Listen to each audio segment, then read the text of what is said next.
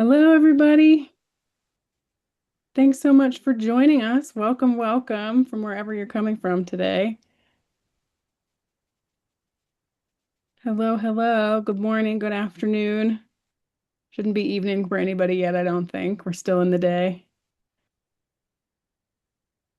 We're going to give our colleagues and friends here a few minutes to hop on. I know people tend to be coming from back-to-back meetings when they hop into these things, so we're just going to give it a few minutes before we get started. Hello. We're here. Hello, hello, hello. Bunch of raw Martin in one room. Oh, Hello. great. Great to see you all. Thanks for joining.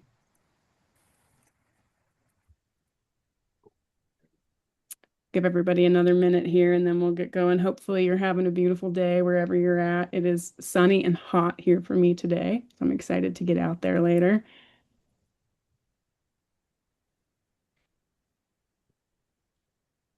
Not before we talk about chain of custody, though. Business first, outside later.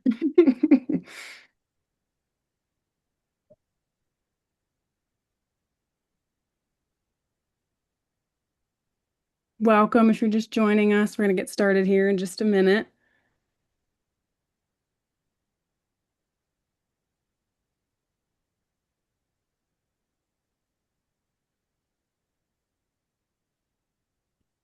What do you think, Amy? Are they still rolling in, or you think we're good to get going? I think we're good. It slowed down significantly. Okay, awesome. Awesome. Well, thank you so much, everybody, for being here today to talk about the chain of custody standard revision and the consultation that we are in right now. My name is Abby Jameson, and I am our chain of custody manager here for FSCUS, and I am joined by my colleague, Amy Clark Eagle. She is the director of our science and certification team that includes myself, Amy, and our colleague, Carly Evans, that manages our forest stewardship program. Before we get started, just a couple of housekeeping logistic things. If you joined us and you're on camera, that makes me so happy. If you would be willing to just mute yourself for the duration of the presentation, unless you have something you want to add or share, please do feel free to put something in the chat. If you want to come off mute, try to raise your hand and Amy can sort of monitor that for us, but we will have time at the end really dedicated to questions and discussion. We are recording the presentation today so that we can share that with our colleagues that can't be here, but we are going to aim to end the recording before we start the discussion portion so that we can have a really open and honest and free discussion as a part of this time together today. So we have a lot to get through. It's going to be quite a bit of material before we get to that discussion portion. But before we do, I want to make sure that I share with you our FSC US antitrust statement, which states that as participants in this meeting, we need to be mindful of the constraints of antitrust laws. There shall be no discussions of agreements or concerted actions that may restrain competition. This prohibition includes the exchange of information concerning individual prices, rates, market practices, or any other competitive aspect of an individual company's operation. Each participant is obligated to speak up immediately for the purpose of preventing any discussion falling outside these bounds. That sort of sets some ground rules for us here today. As I said, we have quite a few things to get through. We've already done a little bit of introduction, and I want to share with you some tips and tricks for participating in an FSC consultation if this is your first time, or just some things to remember as you go about this process. I'll share with you some timeline updates about where we've been with the chain of custody revision, and then we'll get into the meat of some of the things that have changed between the first draft and this current draft. Like I said, we do have time at the end for discussion and question and answer. If you have a question at some point in time, if it's a clarifying question or a content related question, please go ahead and put it in the chat. Amy's going to watch that for me, and if we have something that needs sort of immediate clarification, she'll bring that up and we'll see if we can get that answered for you. But I definitely encourage you once we get to the question and answer session, if you have something you want to share or a question you want to ask, to come off mute and talk with us through that process. And then Amy and I have a few polls so that we can get some information from you. So without further ado, let's go ahead and get into our presentation. First, with some tips for participating in a consultation. Really, one big place to start and to keep in mind is to think about what you want FSC to know when you're looking at the things that are a part of the consultation, the topic at hand, which is chain of custody. Ask yourself, What fits your business interests well? What would help you grow and improve? And what doesn't fit well? What would pose a significant challenge for you in implementing your chain of custody program? Are there things that are unclear or things that need to be strengthened, things that maybe are missing that you can point out for FSC or that you can suggest needs to be changed? Our team at International that writes these standards and updates them really appreciates when they get concrete suggestions and clarifications. It helps them integrate our needs and consultation in a way that's very clear. So it's always good to provide those kinds of suggestions. When you go to participate in a consultation, you will need to navigate to the FSC consultation platform, and it looks like this. This is an older screenshot, but this gives you a sense of what that page looks like. In order to start, you need to be able to log in. If you don't have a login, you'll have to register. It just takes an email and a password, and then you'll be able to click on the appropriate COC consultation page. Usually there's one for English and Spanish and a separate one for French. So when you navigate to the COC consultation link itself, it'll bring up this page that has a lot of information to sort of like highlight what this consultation is. And I want to point out a few things for you. This is a screenshot of the current consultation page.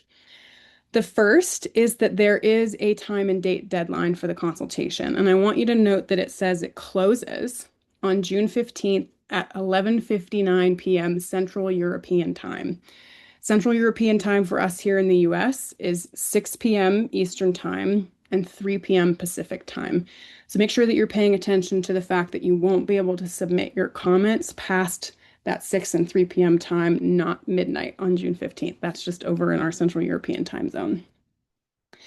There's also a number of relevant supporting documents that are a part of the consultation, and highly recommend that you go ahead and download those before you start the consultation process, particularly the consultation questions document. It includes all of the questions you will see in this platform, along with like some content and context associated with those questions so that you can make yourself ready before you go in and start posting your responses to the consultation.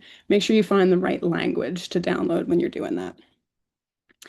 Let's say you did that, you're ready to go, you're going to put your questions in there or your answers in there, you click on participate now, and you end up inside the consultation itself.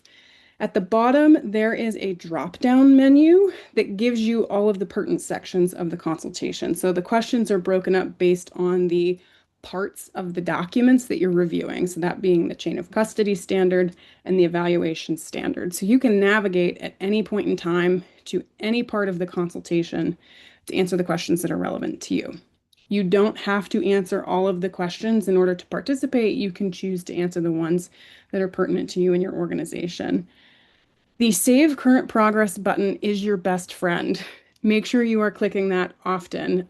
This page will time itself out without notification. And if you're not saving your progress, you will lose what you're putting in there, and that's heartbreaking, especially if you spend a lot of time crafting your responses. So make sure you're often clicking the Save Current Progress button. You can exit the page at any time after you've saved your progress and come back to make edits anytime before that deadline. So save, always and often. Just to give you a sense of what the questions look like, they are these radio button questions where you pick one option, and then there's usually a follow-up question that asks you to elaborate on your choice. When it comes to these text boxes where you elaborate, you have an unlimited amount of space to use. You can write your heart out into these text boxes.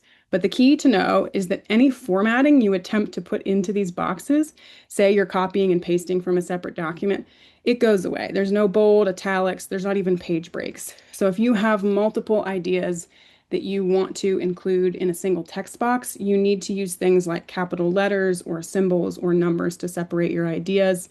Or caps to emphasize something. Just know that if you're copying and pasting from one document into this box, you will lose your formatting. Again, make sure you save often so that if you're spending a lot of time working on your response in these text boxes, it doesn't disappear. When you get to the end of the process, there's typically a question or two that ask you to share any final thoughts you have, and this is a great place to re-emphasize something you said before, or if there wasn't anywhere relevant to put something that you want to say, you can throw it in here. And when you hit submit, you will get an email, a generated email that gives you all of the responses to the questions that you answered. You can do this as many times as you would like before the deadline, and you'll get an email every time. Once you submit, you can still go back in anytime before the deadline. You'll get a notification that you submitted things. Make sure you're saving often. Okay, big overview of all of that. And the biggest things I want you to take away is make sure that you save often, save all the time. Don't forget that your formatting doesn't transfer from one document to the next. Highly recommend that you work in a separate document and bring all that information in just to help yourself with that so you don't lose things. And remember that the consultation ends in Central European time. So it's 6 p.m. on the East Coast, 3 p.m. on the West Coast on June 15th. If you have any questions about this, please reach out anytime. We are happy to help. Okay, that was the logistics how-to. Now let's talk about the process and timeline for chain of custody. So this entire revision process itself really began in earnest in 2023, but we did receive a first draft to comment on back at the end of 2025. So the first consultation itself ran from November through January of 2026. And in that time frame, the working group at FSC International made a second draft and released it to us for this current consultation that opened on the 15th of May. We'll talk about what happens afterwards a little later in the presentation. Wanted you to be aware that there's a couple of things that have already happened related to this consultation from our colleagues at FSC International. They hosted a webinar on May 19th that includes a lot of the information I'll share today and a lot more technical information. And they also hosted a question and answer session just yesterday. Both of those were recorded and are available on the International YouTube page.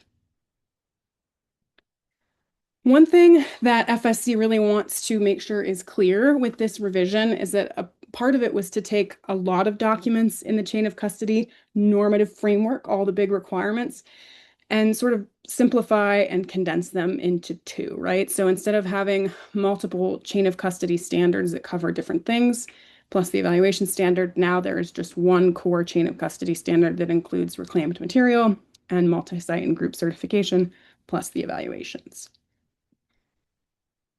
As a part of the consultation material, FSC International has also shared with us a report on the first consultation. It's really interesting. If you would like to take a look at it, it describes a lot of the comments received, which were over 12,000 comments, and it addresses the changes that it's made in this second draft and the changes that it didn't make, given the sort of feedback that came as a part of that consultation. Really helpful context for this draft. Really cool to see how the things that you're saying are taken into consideration. It's really important to participate. So with that, I want to talk about some of the meat of this draft 2 chain of custody standard. I want you to know that we are not going to be doing this in like a really holistic manner. I'm not sharing everything that has changed from draft 1 to draft 2, but I really want to focus in on the things that we know are important in the US context. We talked about them last time. They've continued to come up as things that matter for our stakeholders. So I want to dive into those particular things. It's the 5 things you see on your screen right now. We will talk like briefly about some of the other concepts that came up, but I'm not going to dig into the details. If you have any questions about anything in this at any point in time, my virtual door is always open and I am happy to discuss any of these changes with you.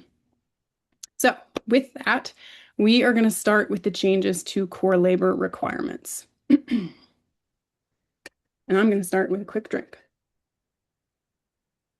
So I think it's helpful when we talk about core labor to be reminded of the changes that were proposed in draft 1, because there were a few key ones that have changed from draft 1 to draft 2.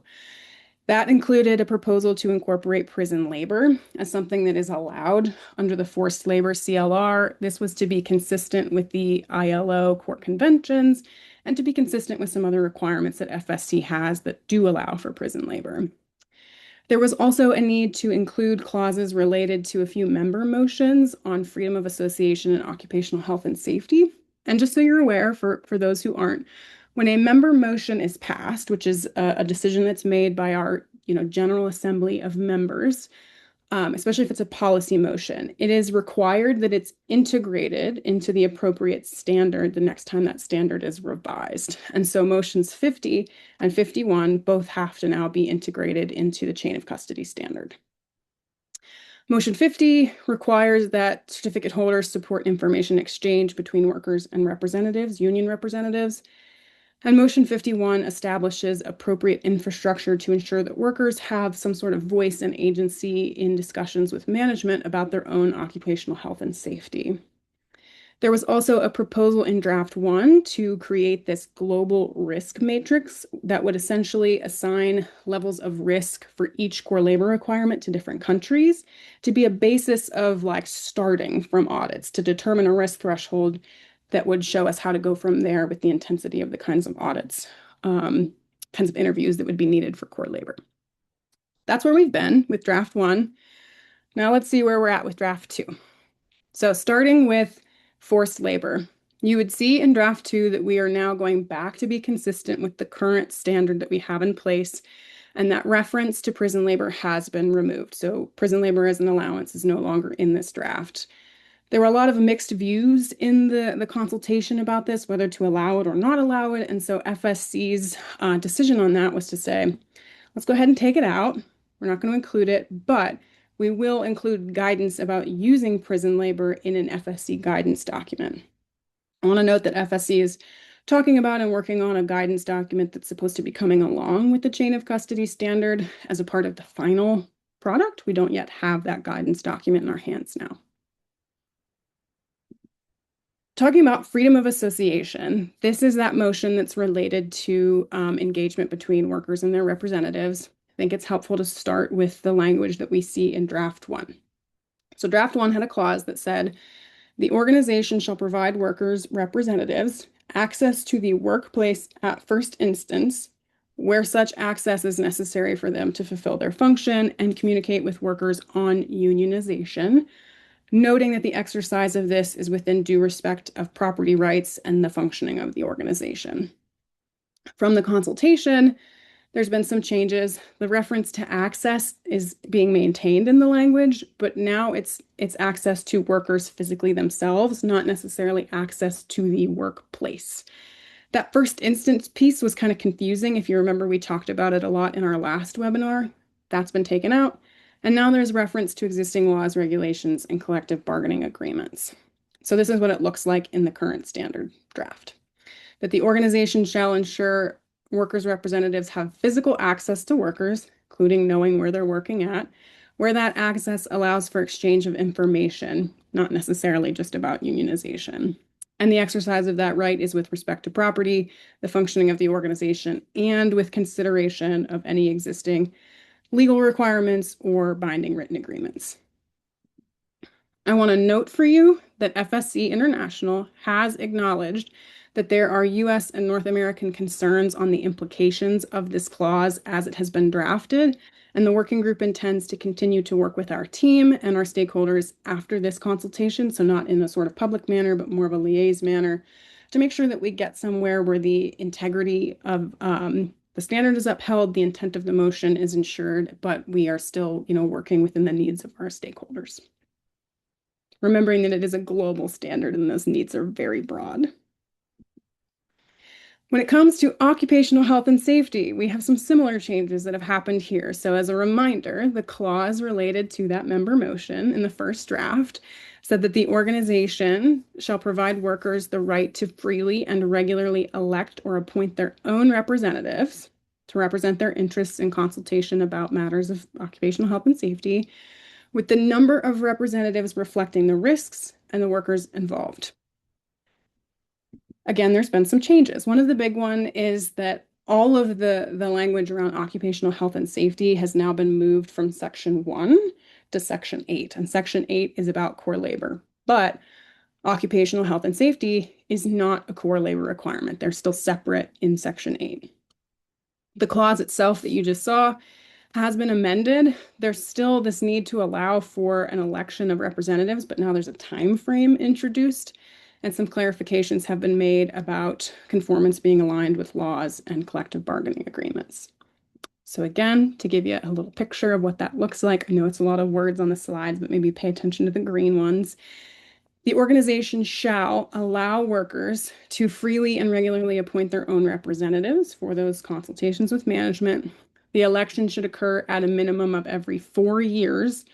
And the number of representatives and elections should depend on number of workers, risks, and relevant national legislation.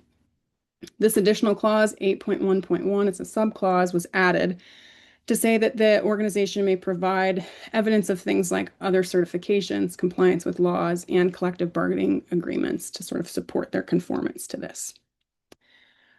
I want to note again that, if I can make this go, our colleagues at FSC International have acknowledged that we have concerns on the legal implications of this clause as drafted in both Draft 1 and Draft 2. And we will be working with the International Working Group to kind of come to that same space of hopefully an agreement of what will suit us while still upholding the intent of the motion and the integrity of the standard.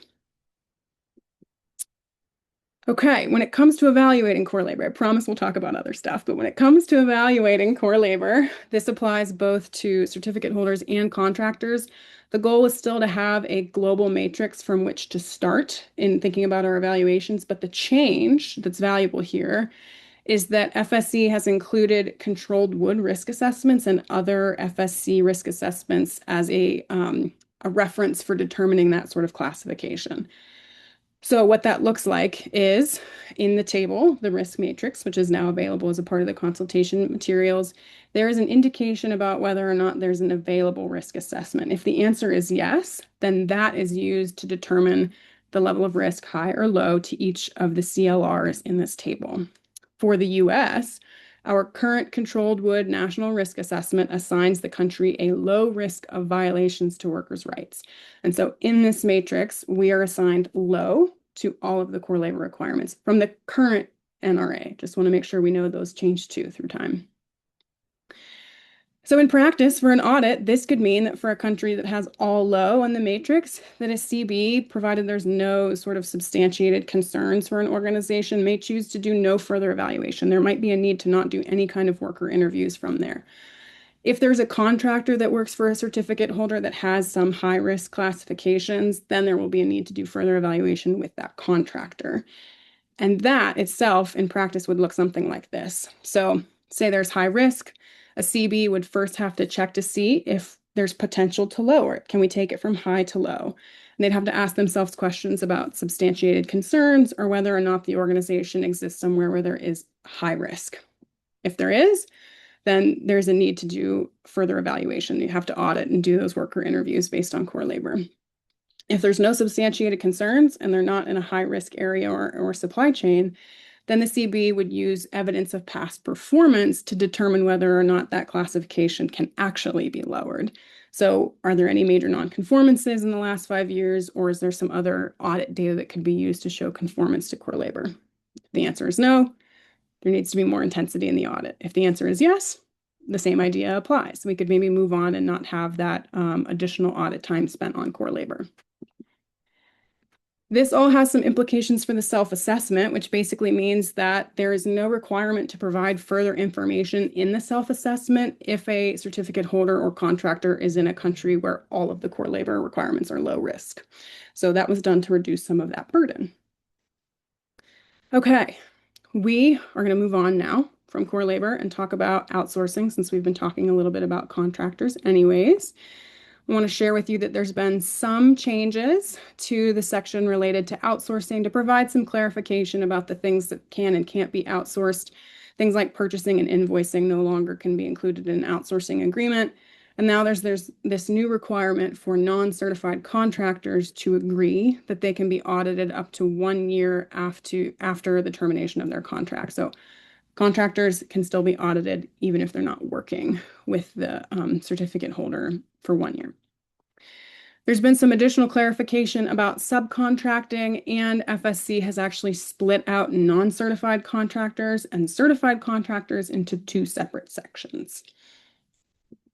When it comes to auditing contractors, that risk approach still applies, and auditors are determined to either be at high risk of, I think I said auditors, contractors high risk of mixing or high risk of core labor, and those are relatively the same. The high risk of core labor requirement nonconformances tracks right along the same path as it does with certificate holders, as we just discussed. So not too much change when it comes to auditing contractors. Okay, shifting away from some of those worker contractor related elements, let's talk a little bit about claims and reclaimed material. When it comes to controlled forest management, it's reinforced in this draft. It was asked about in the last one and reinforced in this one that CFM can carry a 70% claim contribution and is eligible to carry an FSC mixed label in a final product. There has been a removal of the sales restriction for CFM and controlled wood. Now you can sell it to certified and non-certified organizations as raw or finished product. Controlled wood, though, is still not eligible to carry a label. There's a new clause related to when you mix indistinguishable material, neutral material with FSC 100% or FSC recycled, where you can now claim it as FSC 100% or recycled or mixed, just depending on the nature of that final product. And FSC maintained a new clause in this draft for products that are exclusively made of reclaimed material that can now be claimed as FSC mixed, not just FSC recycled. New in this draft, there is also the addition of some ecosystem services claims as add-ons for certificate holders to pass along. Hey, Abby, quick. Yes. There are a couple of questions that we'll get to at the end. Yes. But there was a clarification request for, can you please clarify what controlled wood code proposed to be removed means? Yeah, yep. There is a proposal, and I believe there's a specific consultation question that proposes to just take away the like COC CW certification code and have it just be a chain of custody code. So there would be no separate like code specifically for the organization related to controlled wood. Anything else? There were a couple of questions. Maybe since we're stopped, this would be a good time to request, has there been any clarity provided on who is or isn't a contractor? So did you note, is there a definition for contractor? Or is there anything provided that helps to understand the scope of who gets covered by the contractor related requirements? Yeah, I'm trying to recall if I can think of a specific definition of contractor. I think there is one in there, and I think there might have been one in there in draft one. There has been some clarification in terms of scope, as far as like the kinds of work that would be considered contract work is probably more appropriate than like the organizations themselves. So for instance, they've provided more clarity around harvesting and logging. And that slide I showed even identified something very specific. I didn't know if it was worth to get into, but that for logging and harvesting, there's some nuances to when it's considered outsourcing versus not outsourcing based on when ownership is taken. And then there has been some specifics in that last draft and this draft about storage, warehousing, and other logistics in terms of those things being potentially exempt from outsourcing. And we do believe that that's likely to stay in there, that exemption. But I can't tell you if I can think of anything other like any super specific information about definitions of contractors, just some clarity on scope. So then if folks have questions about scope that they feel are not clear, then this would be a really good place for them to provide a comment during the consultation. Yes, absolutely. And I think too, I know in our consultation last time, I had some questions about definitions of warehousing and storage. That's something that we hear about a lot. And I didn't see that in this draft. And so I'll ask that question again. Just a great opportunity to ask for more information if you think it's missing. If we need to understand that better, then we should ask for it. Okay. Anything else, or we want to keep moving? I think probably best to keep moving and we can come back to anything we need to at the end. Excellent. Thank you.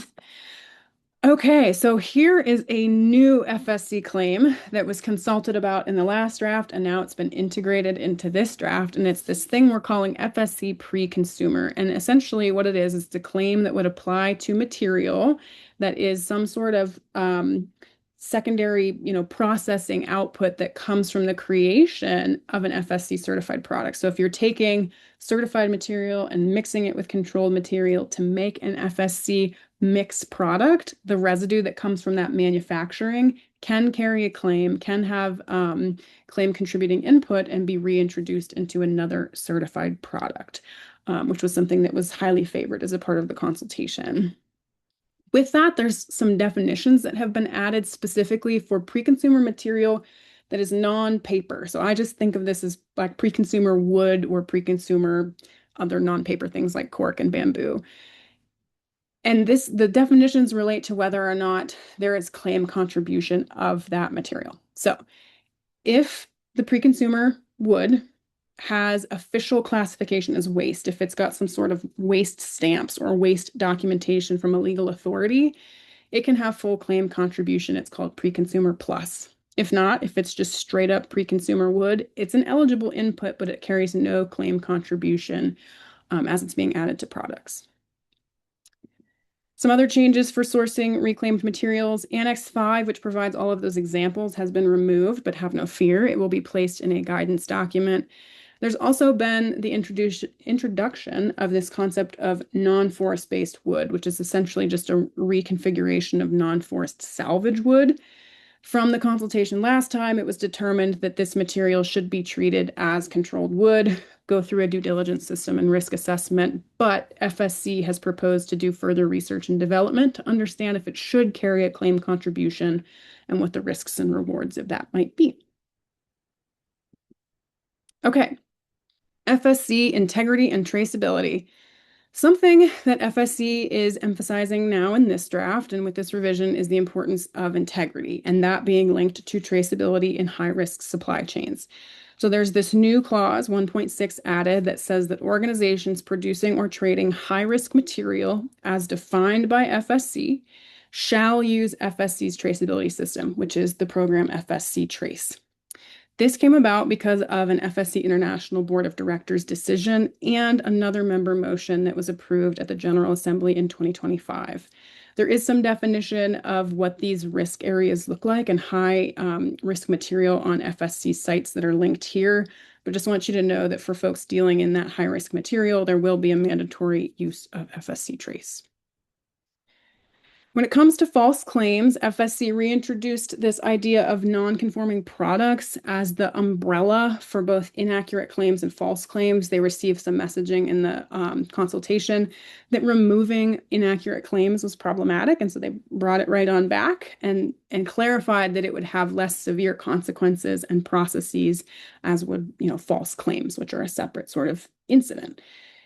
With that, we've maintained the definitions of deliberate and non-deliberate false claims and that process for detecting them and registering them with FSC, and then the outcomes for those certificate holders has remained the same, except for an additional requirement for organizations that are having repeated non-deliberate false claims. There will now be this need for unannounced audits. When it comes to COC's operational models, there's been some more changes. And when we're thinking about single and multi-site certification, so when I say operational models, I mean single, multi-site, and group certification. Single certification has received some clarifications about eligibility and also a clearer, more defined definition of a subsite, which I think is really helpful because it helps to differentiate it from multi-site certification. Multi-site has received some clarifications about the clear authority of central offices over their participating sites, so the authority to actually implement the chain of custody program. With both single site and multi-site, the ability to have participating sites in other countries has been maintained in this draft, which means that the ability to do cross-border credit and percent sharing is still applicable for single and multi-site certification. I know we heard last time that that was a really positive addition to the draft, and that remains the same for these two models. That is not necessarily the case for group certification. So in draft 1, the changes that were proposed for group certification were related to eligibility. In draft 1, it said that you were eligible to join a group if you had a maximum of 10 million annual forest products turnover dollars in a year in US dollars globally, or if you had no more than 49 full-time equivalent staff. So those were the two thresholds. And they were going to allow participating sites to be in other countries. There were some concerns received in the consultation of a perceived risk of this exodus from single certification into group certificates because those thresholds were raised and the ability to be in other places was allowed. And there was also a desire to sort of reconsider this term forest products turnover and what that meant for folks across the globe. And so as a result, in this draft, that within country limit has been restored. You can no longer have sites in countries that are different from the central office for a group. And the eligibility criteria has changed a little bit, particularly as it pertains to that turnover number. So now instead of a maximum of 10 million US dollars in forest products turnover, it's total annual turnover for that organization, except for organizations in the US market. For us here in the US, it is still $10 million in forest products turnover as written in the draft. That headcount is still 49 full-time equivalents. There's a very particular question in the consultation related to growth limits of groups. So in the last draft, that limitation for growth and size for participating sites was removed, and FSC heard some consternation about that. It's going to mean that groups grow in such a way that CBs have a hard time conducting audits and verification. In order to sort of find a middle ground, FSC has proposed to set a limitation for group size at the onset of certification. So the first time a group is certified, setting a limit there. And they've provided a couple of options. Is it 100 participating sites, 50, or 20? There's some rationale associated with those numbers in the consultation material. And if it's pertinent to you, you're welcome to provide comment on it. When it comes to the administration of group and multi-site, of course, we have to have a central office, and then there's been some clarifications around administrative pieces in that audit program. There's a new requirement for central offices to conduct internal audits at all participating sites and their subsites. And there's been this new requirement that annual internal audits have to include a sample audit of high-risk contractors, similar to what's required of CBs. You'll see that all of this is really to align with the requirements of CBs.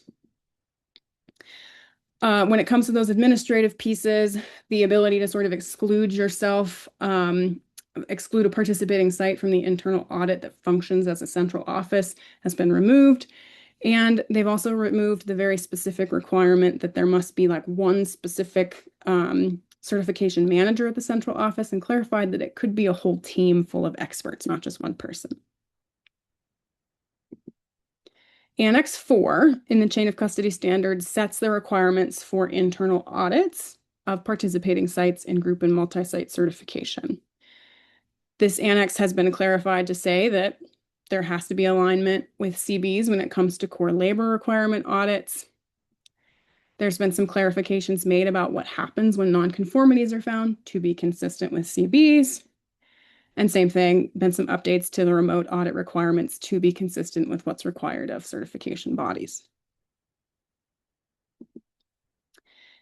With these definitions of subsites clarified and with some changes to the limitations of group sizes, there's also been a need to propose a new method for sampling subsites within these certificates.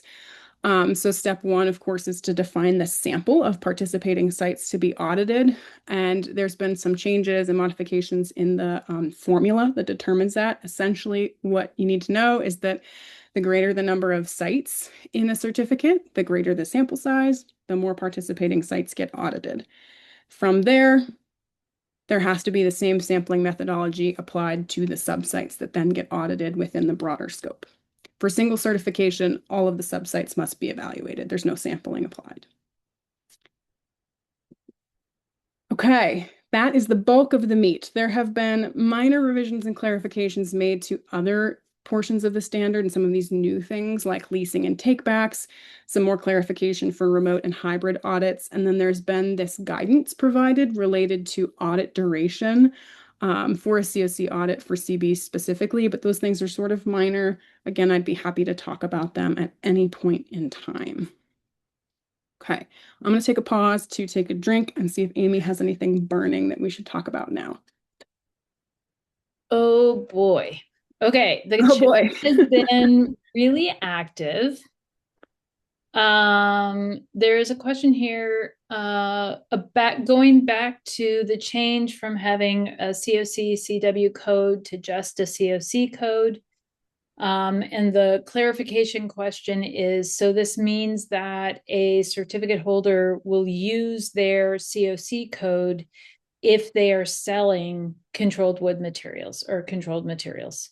Yeah, that's my understanding of it. I will tell you that's not a part of the consultation that I've had much time to dive into, but given the international materials that I read in preparation for this, that's my take on it. And like I said, I think there's a very specific question in the consultation that asks about that. Mm-hmm. Okay, there was a question around tree planting and whether if tree planting is outsourced as part of the COC portion of a forest management certificate, would that be considered outsourcing? I typed in an answer to this that for an FMCOC certificate, the COC portion of that evaluation is completely linked to criterion 8.5 in the new standard, which focuses on documentation around the transfer of ownership and the claims. So that's for anything that's FMCOC, those are the requirements. In the FM standard, right, Amy? The FM standard. Yep. Mm-hmm. There's some observations and comments still around the potential overlap and whether outsourcers and contractors are the same or different.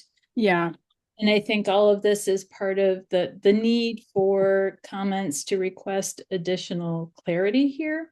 I would love if whoever is providing those comments, if you'd be willing to provide that in a consultation, that would be hugely important. In the question and answer session yesterday, and I'm just thinking about this now, there was a question about whether or not outsourcers and contractors are the same, and the answer was yes.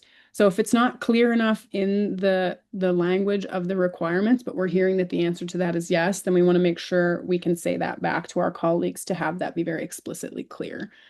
Mm-hmm. There was a question about outsourcers who are FSC certified themselves, Mm-hmm. and not there's any responsibility for the certificate holder who is outsourcing with them. I responded to that one. If they are fully evaluated to the COC standards themselves, you do not have any responsibilities for them. Correct. A comment encouraging support for the revised group thresholds. And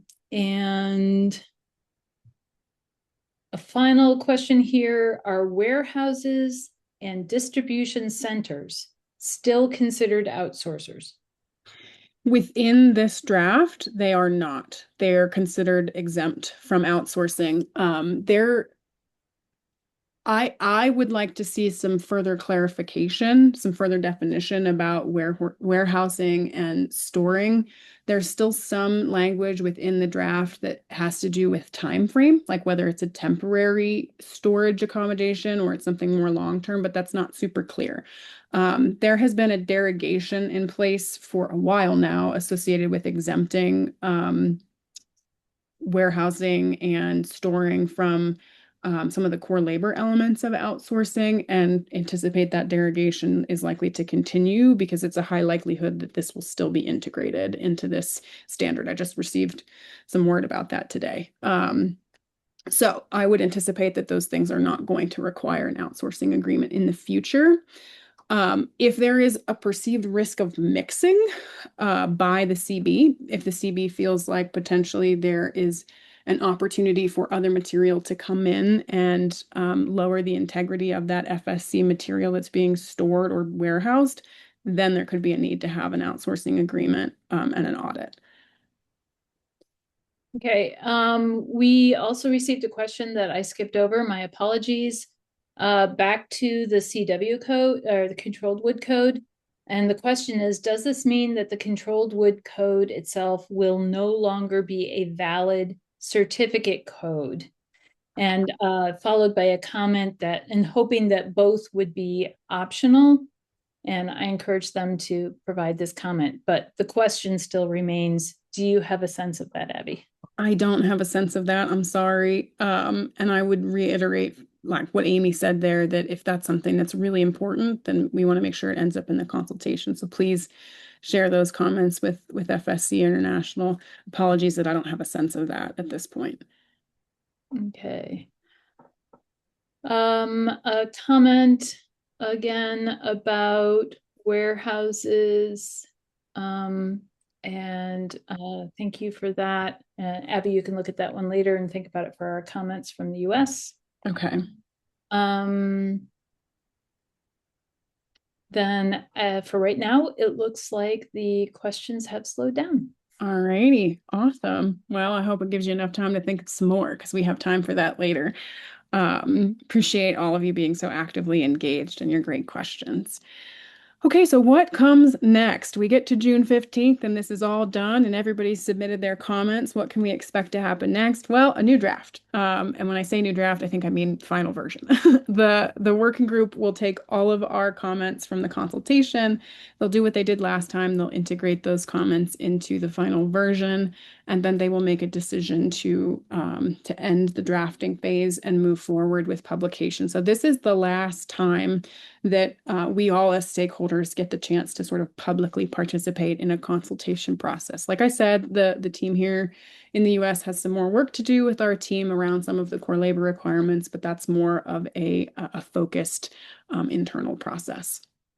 So we anticipate that this set of revised standards, 4004 and 2011, will be published at the beginning of 2027. And about 6 months after that publication date will be the effective date of the standard. So the day it's published doesn't mean that's the day it goes into practice.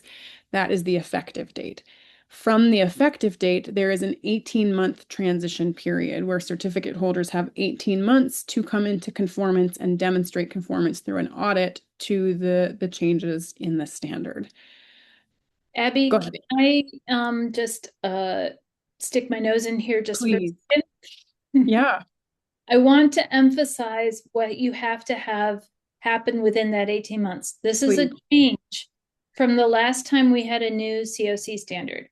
Last time we had a revised COC standard, there was a 12-month transition period, and then there was a 6-month buffer period where if by chance you got a major nonconformance during that first audit to the new standard, your auditor was able to kind of buffer you out and maintain your certificate holder until that major nonconformance was resolved. However, that has changed.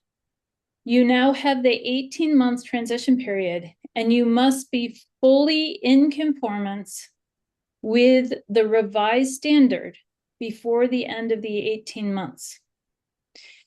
You have to have resolved all of your major nonconformances before the end of that 18 months. If you don't, you will lose your certification at the end of that 18 months.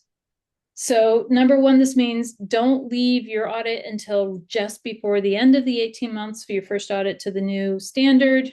And be aware that if by chance you get a major nonconformance, you really need to emphasize getting that done, working on it, and getting it resolved before the end of the 18 months. So just wanted to make that clarification. This is a change from the last time we went through a change of custody revision. Thank you, Amy. That's a very important clarification. As you go through that 18 months, especially since it is a newer process, we want you to know that we are here to support you. We fully intend to provide resources, tools, any kind of assistance you might need in that transition up to a point, given our scope. So if there's things that you can think of, things that would be helpful and supportive to you, please reach out to me anytime. I'd love to know what would be useful and how I can be a good resource for you as you navigate that change and transition. I've said it 100 times, but I'll say it 101 that this consultation itself closes on June 15th.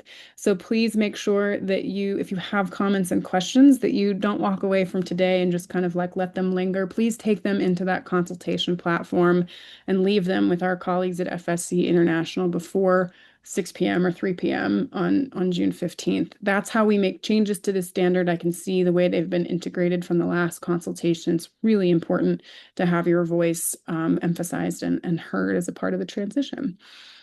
If you need help, if you need some resources to understand things as you're drafting your comments, please know that there's lots of resources available. Those YouTube channels have recordings. This recording will be posted. I believe we can put it on our YouTube channel. If I'm wrong, I'm sorry. We'll figure out how to get that to you since you've participated in this webinar.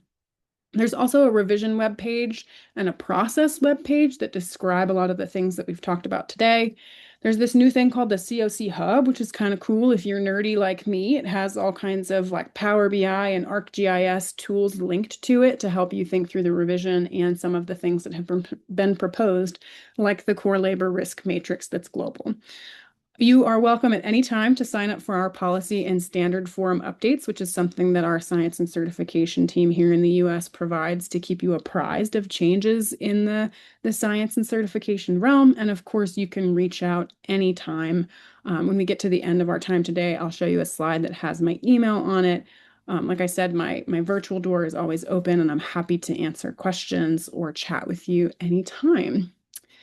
And with that, I really appreciate you sticking with me through a robust and pretty quick presentation of some big concepts. I wanted to make sure that we would have time today to answer any additional questions you might have and have a little bit of discussion. So would love for this to be as interactive as possible. Like I said, if you want to come off mute and ask a question, raise your hand, whatever you need to do to talk with us, I'll pull my screen down.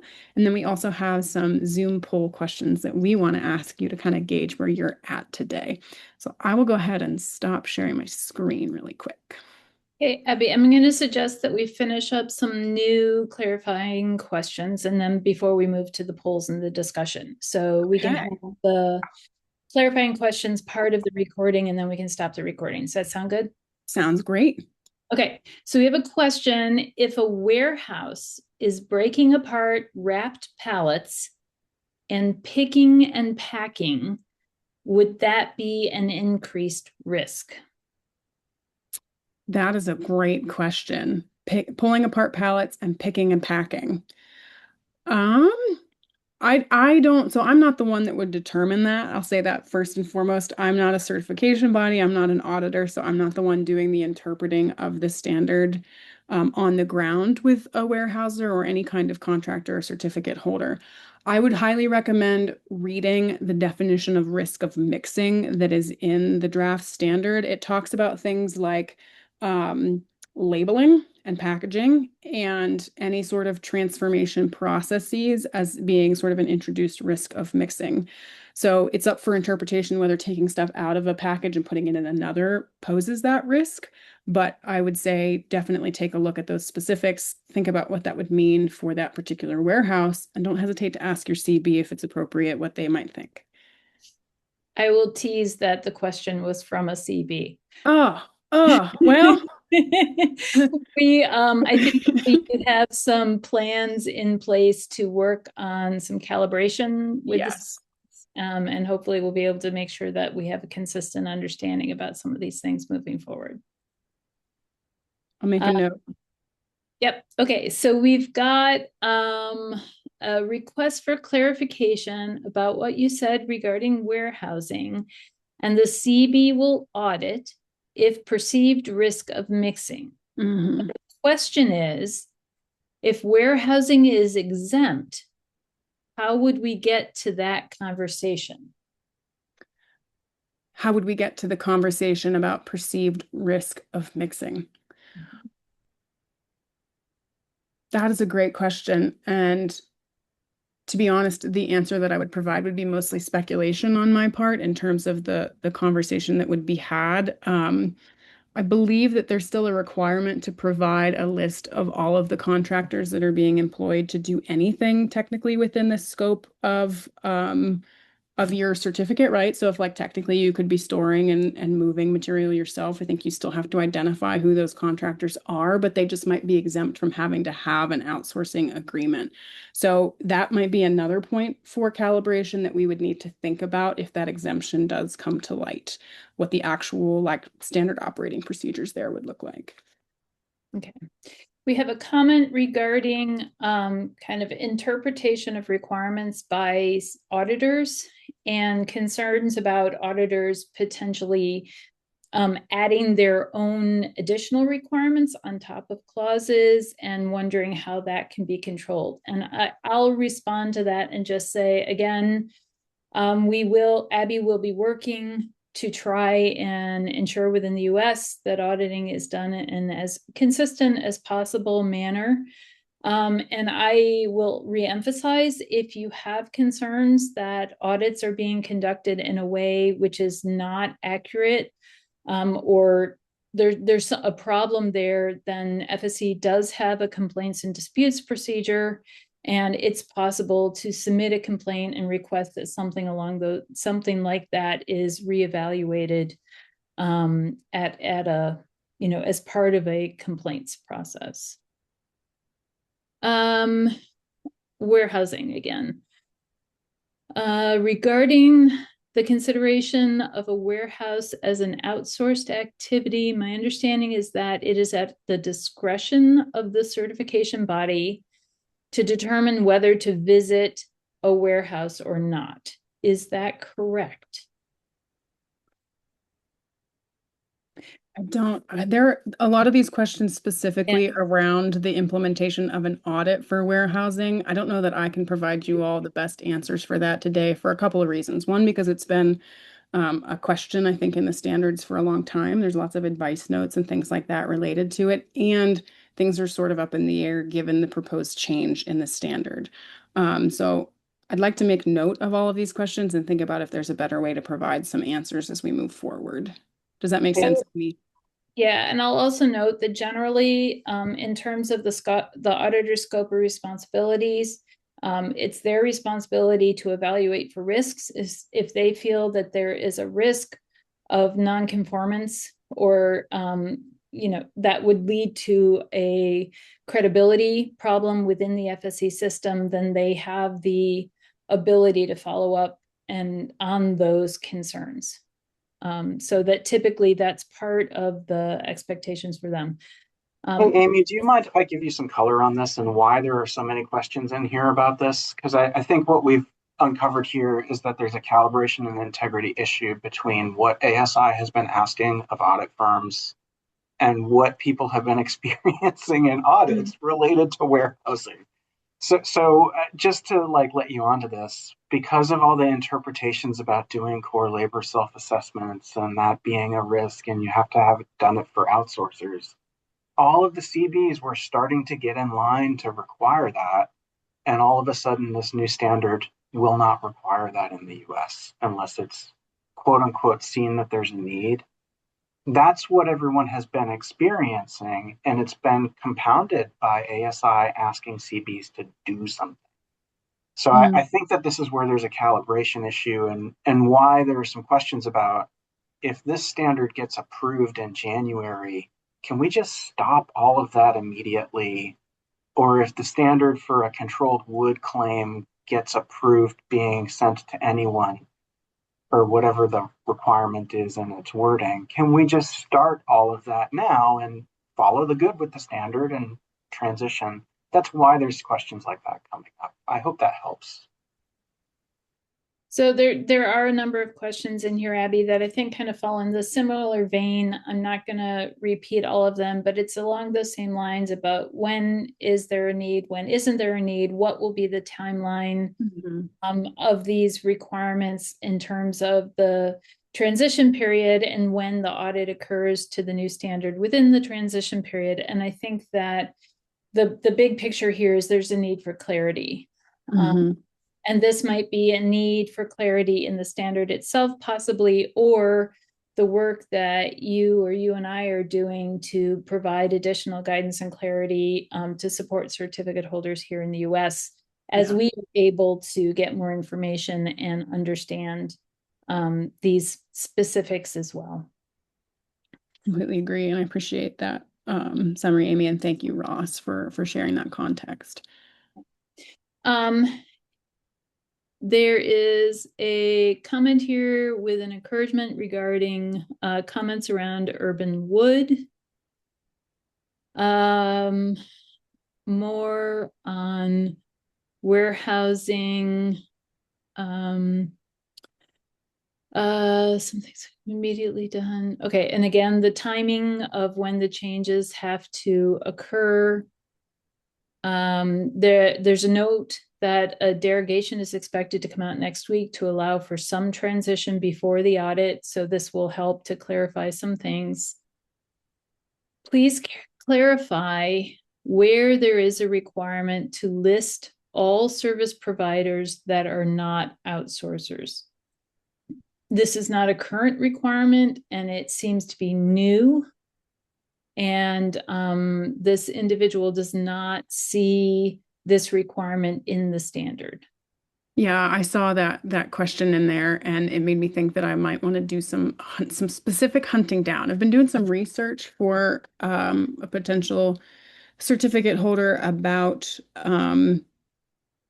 the use of contractors, particularly for warehousers, and where they sort of fall in terms of reporting to auditors related to the same thing that Ross just brought up. So it's my understanding that there has to be a list of current contractors provided as a part of the process. I could be wrong about that, but that's my understanding, and I would prefer to find you a very specific clause or requirement or advice note that says that before I give you a real direct answer, Rebecca, because I want to make sure I'm not putting my foot directly in my mouth. And if I am, I'll make sure I clarify it.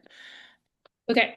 There is a note that there seems to be a lack of alignment between the terms being used related to risk. That the COC standard is referring to low and high, whereas the national risk assessments for controlled wood and other risk assessments are using the term negligible and non-negligible, and that these are not directly aligned, because non-negligible means everything above low, whereas low and high might suggest that there possibly is something in between. I don't know. So it sounds like there's a potential need to request consistency in terminology. The very valid point. In the last draft, there was a low, medium, and high. In this draft, there's now just a low and a high. And there's been a number of sort of like lowering the threshold changes associated with that. So please feel free to bring that comment forward in your consultation. Okay, a question. Does FSC have an auditing guideline like ISO 19011 2026 guidelines for auditing management systems? I believe that this would be a reference to so there's two standards that are currently being consulted. One is the standard with the requirements for certificate holders, and the other is the standard with the requirements for auditing. So yes, there is an evaluation standard that's currently being consulted. And so are likely, Abby, you can help me here, but are likely questions or at least an opportunity to comment on that draft as well as part of the consultation. I think there's something like 30 some questions for the COC standard and 15 related to the evaluation standard that's specific for CBs. Okay. Okay, so that we've come to the end of the questions, it looks like. So I'm going to, for now, I'm going to turn off the recording and then we can move into the discussion portion. Thanks, Amy.